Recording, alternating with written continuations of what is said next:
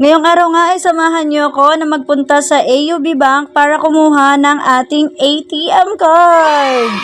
Since na-approve na tayo ni Hello Money, kaya naman samahan niyo ko.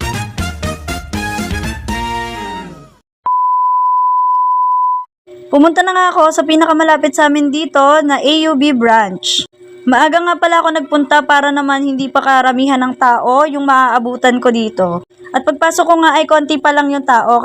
At dito naman natin kukunin yung number natin sa machine na to. Ayan, natintayin mong tawagin ka. And then syempre kapag natawag ka na, dito nga natawag ako at nag-fill up na. Napakabilis lang din ang proseso kaya ayan, 'di ba, nakuha ko na agad yung aking ATM. And may fee nga pala sila dito, konti lang naman, no. Napakadali lang palang kumuha ng ATM card dito sa Hello Money, no. As long as ikaw ay na-approve na ni Hello Money sa application mo, pwede mo na makuha ang ATM mo anytime. Hindi na rin pala nila ako hinanapan ng kahit anong valid ID.